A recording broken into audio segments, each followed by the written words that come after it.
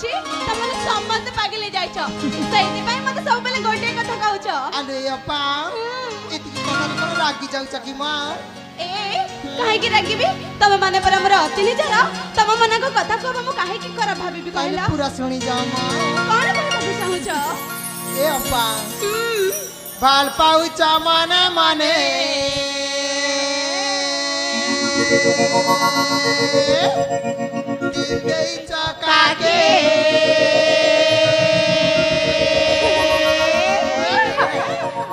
दिन बेलिया सपन देखा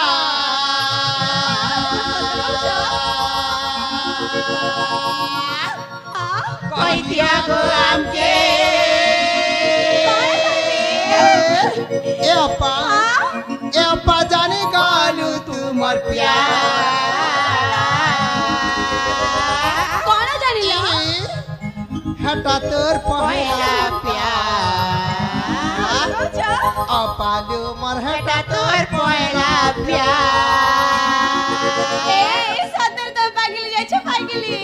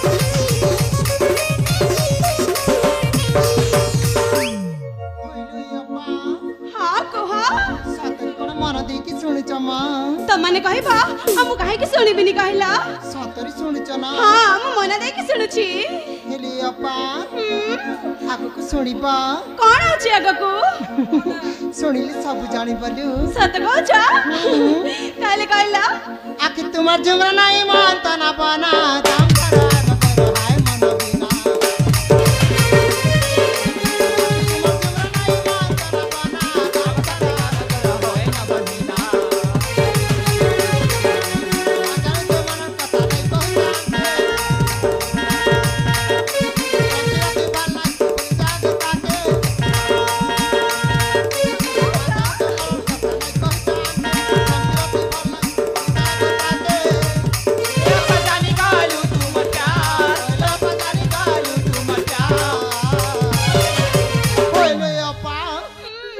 तरी बुझी पारि चरा नाई मां ए टिके टिके बुझिछि जे हेले कोन कहउछ अरे अपा हां सतरी जानि पारु ना अरे कोन अब सिकी जानि छ के देखेबी किलो देखौ ना हटा तोर पहला हटा तोर पहला प्यार हटा तोर पहला प्यार हटा तोर पहला प्यार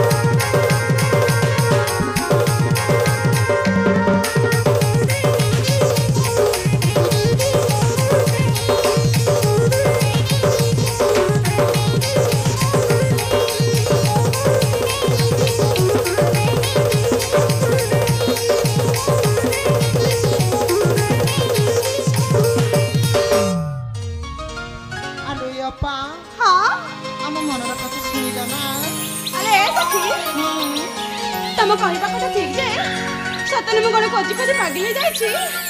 ଆଲୋ ହଁ କାହା ପ୍ରେମରେ ପାଗଳି ହେଇଥିବ ମ। ଏ ତମେ ସତରେ ସତରେ କହୁଛ ମୁଁ ଜଣେ ପାଗଳି? ଆଲୋ ଅପା ହଁ ତୁମେ ହଉଛ ଆମ ସାଙ୍ଗସାଥି ଲୋକ। ତୁମକୁ ଆମେ ଥଟ୍ଟା ମଜା ନ କରିବୁ ଯେ କାହାକୁ ଥଟ୍ଟା ମଜା କରିବୁ ମ। ଆରେ ସଖୀ ମାନେ ତମମାନେ ତ କହିସାରିଛ। ଏଥର ମୁଁ କଣ କହିବି ତମେ ପୁରା ମନ ଦେଇକି ଶୁଣିବ। ଇମା ତମେ କିଛି କହିବ ହଁ ତାହେଲେ ଡେରି ନ କରି ଆଉ ଗୋଟେ କଥା ମନେ ରଖ ଏମିତି କଥା ଆଉ ମତେ ଜମାରେ ବି କହିବନି। ଠିକ ଅଛି ଲୋ ଠିକ ଅଛି। ଠିକ ଅଛି ନା? ହଁ ତାହେଲେ ଶୁଣଲ ସଖୀ ମାନେ। ହ୍ୟାଲୋ। ଏ